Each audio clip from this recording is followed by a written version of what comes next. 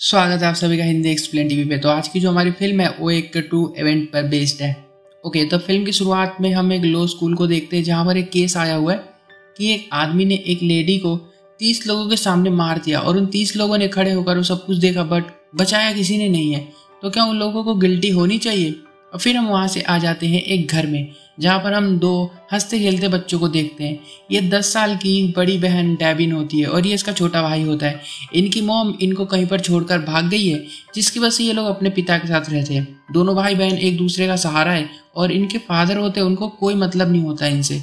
थोड़े ही दिन में ये दूसरी शादी कर लेते हैं और इनकी आ जाती है स्टेप मॉम जिसका नाम जीसुक होता है। दोनों बच्चे ने अपनी रियल मॉम को तो देखा नहीं होता है क्योंकि जब ये छोटे थे तभी वो भाग गई थी जिसकी वजह से जीसुक को ही अपनी रियल माँ मान लेते हैं और मतलब उसको सब कुछ करते हैं, मतलब बेस्ट देते हैं अपना।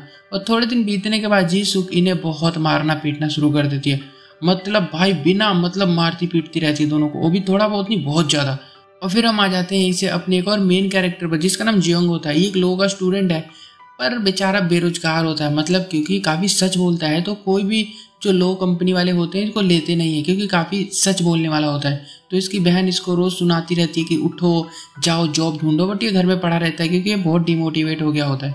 अब इसने लो की तो मतलब पढ़ाई की, जॉब मिली नहीं, तो इसलिए प्रेशर में आकर ये एक एनजीओ ज्वाइन कर लेता है। इस एनजीओ में जो बच्चों पर अत्याचार होते हैं घरों में उसका केस देखा जाता है। अब अचानक एक दिन डेबिन यहाँ पर आती है और कहती है कि मेरी मोम ने मुझे बहुत मारा है।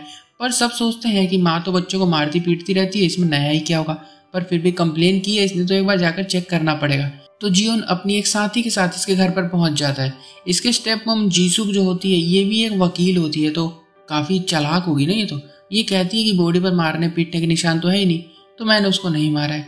तो जियोंग यहाँ से चला जाता है चुपचाप। इसको कहता है कि आगे से ऐसी शिकायत नहीं आनी चाहिए बस। फिर जीसुक तो और भड़क गई होती है क्योंकि डेबिन ने कंप्लेन की है, तो ये डेबिन को बहुत मारती है, बहुत पीटती है उसको।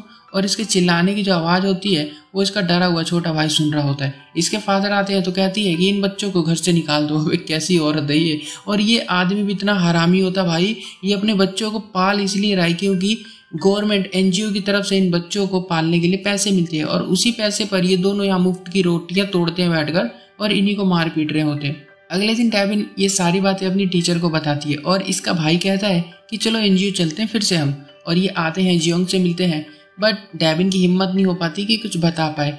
जियोंग इन दोनों भाई बहन को बाहर ले जाकर घुमाता है, ट्रीट देता है, खुश करने की कोशिश करता है, इनको खाना खिलाता है और ऐसे दिन बीतने लग जाते हैं। दोनों बच्चे इसके साथ काफी खुश रहते हैं और बीच बीच में ये जॉब भी ढूंढ रहा होता है, इंटरव्यू के लिए काफी कोशिश करता है क्योंकि इसको ये एनजीओ वाला काम पसंद नहीं होता है। एक दिन इसको इंटरव्यू के लिए कॉल आती है बट डेविन का भाई कहता है कि मुझे बर्गर खाने जाना है, बट ये कहता है कि नहीं अभी मेरे को काम है, इसलिए ये पैसे लो तुम और जब मैं आऊंगा तो इस पैसे से हम तीनों मिलकर बर्गर खाएंगे। और डेविन कहती है कि मुझे अपना नंबर दे दो कुछ इमरजेंसी हुई तो। और ये अपना कार्ड इसको दे देता है और यहाँ से चला जाता है नौकरी के लिए।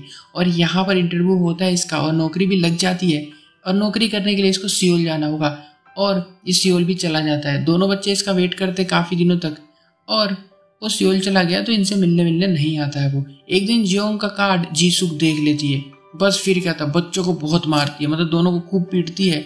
अगले दिन डेविन स्कूल में बेहोश हो जाती है और कान से इसका ब्लड आ रहा होता है, इतना मारा होता है जीसुक ने इसको। इसकी टीचर जियोंग को कॉल करके बताती है तो जियोंग यहाँ पर आता है और डेविन से मिलने जाता है। डेविन कहती है कि हम दोनों को अपने साथ ले चलो सियोल। जियोंग कहता है कि तुम्हें अपनी मॉम के खिलाफ मतलब केस करना होगा, बोलना होगा कि उनने पीटा था तुम लोगों को, तभी कुछ हो पाएगा। बट ये काफी डरती है तो कुछ बता नहीं पाती है। जियोंग एनजीओ में बात करता है बट एनजीओ वाले कहते हैं कि हमारे पास तो कुछ सबूत नहीं उसके मारने पीटने का और तो मूवी नहीं खोलती है तो हम क्या ही कर सकते हैं, अब कुछ हो नहीं सकता। तो जियोंग जीसुक के पास जाता है और कहता है कि उसे चोट की आई है। ये कहती है कि खेलते हुए गिर गई थी। जियोंग समझ जाता है कि झूठ बोल रही है, उसको तो पता ही है। तो जियोंग बच्चों के मेरे फादर से मिलने जाता है। ये हरामी आदमी कहता है कि उसकी माँ है, वो मारे पीटे कुछ भी करे, तुझे क्या। अब ये बात सुन के जियोंग को काफी गुस्सा आ जाता है कि ये दोनों तो रहे नहीं, एनजीओ वाले हेल्प कर नहीं रहे हैं और बच्ची जो अभी कुछ बोल नहीं रही है, तो ये अपना काम देखने के लिए वापस सियोल चला जाता है। और डेविन को उसी दिन से मतलब ये औरत रोज मारती पीटती रहती है। डेविन डर के रोज जियोंग को कॉल भी करती है बट उसका अननोन नंबर होता है तो जियोंग उठाता नहीं है। और डेविन अब समझ जाती है कि जियोंग कभी नहीं आएगा क्योंकि वो इनको छोड़कर चला गया है सियोल में। अब भाई इसका पैसे दिखाते हुए कहता है कि जियोंग ने मुझको दिया था बर्गर खाने के लिए बट वो तो आता ही नहीं है, क्या वो आएगा। अब इतने में ही जीसू की नोट देख लेती है और उसको फिर एक रीजन मिल जाता है इनको पीटने का। वो कहती है तूने चोरी की है और दोनों को बहुत मारती है, बहुत मतलब इतना गंदा सीन होता है यहाँ पे। और डेविन को कहती है अपने भाई को भी मार क्योंकि उसने चोरी की है, और मतलब बहुत ही भयंकर सा सीन होता है भाई यहाँ पे। और उसके बाद मतलब ये पीटती है उसको और डेविन के भाई को मार देती है जान से। और फिर डेविन को भी इसने ऑलमोस्ट खत्म ही कर दिया था, पर उसे मतलब धमकाती है कि पुलिस को बताया तो तुझे भी मार दूंगी, इसलिए पुलिस को तू जाके कल बोलना कि तूने अपने भाई को मार दिया, ऐसा वैसा करके। बस अगले दिन पुलिस डेविन को अरेस्ट कर लेती है इसके भाई के खून के जुर्म में। टीचर फिर से जियोंग को कॉल करती है और सब बताती है। अब जियोंग को पता चल गया होता है कि बच्चा मरा तो नोट की वजह से है, और नोट भी तो इसी ने दिया था ना उसको, तो अपने ऊपर इल्जाम लेता है ये कि मेरी वजह से मर गया वो। डेविन बोल देती है कि मैंने मारा है, तो मतलब अब केस में कुछ बचा ही नहीं छानबीन करने के लिए, तो केस को बंद कर दिया जाता है। और कोरिया के अकॉर्डिंग अगर बच्चे ने खून कराया तो कुछ केस वेस नहीं बनता है, तो डेविन को छोड़ दिया जाता है, वापस घर में आ जाती है। तो इसकी माँ इसको उसी दिन से और मारती है, इसको बहुत पीटती है वो। और तो बाहर जाने पर इसे सब घूर भी रहे होते हैं कि कितनी छोटी सी 10 साल की और अपने भाई को मार दिया इसने। डेविन का तो अब समझो मतलब जीना ही बेकार हो गया होता है बिल्कुल ही। और जीसुक एक दिन उठाकर डेविन के भाई के जितने भी टॉयज होते हैं वो सारे बाहर फेंक कर आ जाती है। इसी में एक मंकी टॉय होता है। टॉय की हालत तो बहुत ज़्यादा ठीक होती है, तो डेविन का एक क्लासमेट होता है जो वहीं खड़ा होकर देख रहा होता है और उसको टॉय पसंद आता है और वो उस मंकी को उठाकर भाग जाता है वहाँ से। जियोंग अब जॉब छोड़ चुका है और वापस से अपने उसी वाले टाउन में आ जाता है और केस लड़ने पर मतलब जिद करता है, बट केस बंद हो गया होता है। तो जियोंग रोते हुए अपने सीनियर, अपने लॉ के टीचर सभी से बातें करता है कि केस को कैसे भी करके दोबारा रीओपन करवा दो। और तो रोड पर बाहर लोगों से रिक्वेस्ट भी कर रहा होता है कि केस को रीओपन करवाने के लिए एक फॉर्म भरवाता है। जियोंग और जीसुक केस लड़ेंगे यहाँ पर। जीसुक इस काम में तो माहिर है क्योंकि काफी पुरानी वकील होती है, पर जियोंग ने अब तक एक भी केस नहीं लड़ा होता है। ये एक तरह से डेविन का मतलब पहला वकील होता है, ये उसकी फर्स्ट क्लाइंट होती है। इस मूवी का नाम भी यही है, माई फर्स्ट क्लाइंट। और कुछ सबूत भी नहीं मिल रहे होते हैं, और तो डेविन भी अपना मुंह नहीं खोलती, मतलब इतनी डरी हुई होती है वो, कुछ बोलती नहीं है। और घर में जीसुक इसे पेपर पर लिखवा रही होती है कि इसमें लिख कि मेरे भाई को मैंने मारा, और वो तो लिख देती है वो, पर मुंह नहीं खोलती है, मतलब अपने लिए कुछ नहीं करती है, बट हाँ अपनी मम जीसुक को बचाने के लिए सब कुछ कर रही होती है वो। अब जियोंग डेविन से मिल भी नहीं पा रहा होता है क्योंकि तो घर में होती है, तो इसके क्लासमेट से इसको सामान भिजवाता है और एक वॉइस रिकॉर्डिंग भी भिजवाता है जिसमें वो बता रहा होता है कि तुम्हें सच बोल देना चाहिए कि तुम्हारी माँ तुम्हारे साथ क्या करती है। अब भाई साहब ये रिकॉर्डिंग जीसुक सुन लेती है और इसको फिर से रीजन मिल जाता है उसको पीटने का।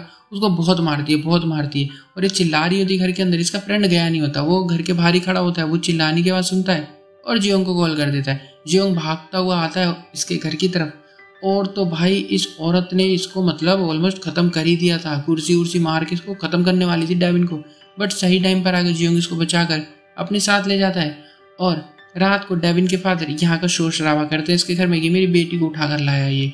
और अगले दिन जीसुक और इसके हस्बैंड दोनों को अरेस्ट कर लिया था डेविन को मारने पीटने के लिए, और कुछ ही दिनों में ये लोग कोर्ट तक आ जाते हैं। जीसुक अब ये मान जाती है कि डेविन को इसी ने मारा है, क्योंकि इसके पास कोई ऑप्शन नहीं होता, क्योंकि शरीर के ऊपर निशान भी तो है, तो इसको तो मानना ही पड़ेगा, झूठ बोल के बच भी नहीं पाएगी। और डे खत्म हो जाता है आज का। अब डेविन को अगली बार कोर्ट में जाना पड़ेगा, पर डेविन बहुत डरी हुई होती है, उसकी हिम्मत नहीं हो रही होती कोर्ट में जाने की। अब यहाँ पर आता है मजा, क्योंकि जो मंकी टॉय था वो जियोंग ने अपनी बहन के बेटे का चुरा कर उसको दिया था, यानी डेविन के भाई को। तो ये बच्चा अपनी माँ से मांग रहा होता है कि मेरा खिलौना मुझे वापस दो, कहाँ गया। तो इसकी माँ यानी कि जियोंग की बहन जियोंग से कहती है कि मेरे बच्चे का टॉय कहाँ है, क्योंकि उस मंकी की आंखों में कैमरा लगा हुआ था। अब ये बात सुन के जियोंग खुश हो जाता है कि कुछ ना कुछ तो पक्का सबूत मिल ही जाएगा, क्या पता उसमें कुछ रिकॉर्ड हो गया। अब ये कूड़ेदान में जाता है और हर जगह उस टॉय को ढूंढने की कोशिश करता है। दिन से शाम सुबह रात सब हो जाती है, भाई टॉय मिलता ही नहीं वहाँ पर। कोर्ट का नेक्स्ट डे आता है और डेविन यहाँ पर आई हुई है, पर जुबान नहीं खोलती है, बस रोती रहती है बैठकर। जज का हो जाता है मूड खराब, कहती है देख बे, अगर तूने बोला नहीं आज तो केस बंद कर दूंगी मैं, तेरे पास मौका है, जा थोड़ी देर बाद सोच के फिर बोलना है यहाँ पे। और डेविन बोल ही नहीं रही होती है कुछ। जियोंग भी इसको मना रहा है, डर रही हुई है ये, मतलब सब इसको बोल रहे थे बोलो बोलो मुंह खोलो, बट इसकी हिम्मत नहीं हो रही होती है। यहाँ डेविन का फ्रेंड आता है मंकी लेकर, और भाई साहब फिर वहीं से हम कोर्ट में आ जाते हैं। और कोर्ट जब शुरू होता है तो डेविन यहाँ पे फाइनली पहली बार बोलती है कि मेरी मॉम ने मुझको और मेरे भाई को मारा, जिसकी वजह से मेरे भाई की मौत हो गई। और तो वीडियो पे प्ले कर दी जाती है जो कि मंकी में रिकॉर्ड हो गई थी, और इतनी बुरी तरह मार रही थी वो पगलेट औरत। ये देखकर सारे कोर्ट में जितने भी लोग होते हैं सब मतलब रोने लग जाते हैं, क्योंकि यार कोई बच्चों को मार ही नहीं सकता वैसे जैसे वो मार रही थी।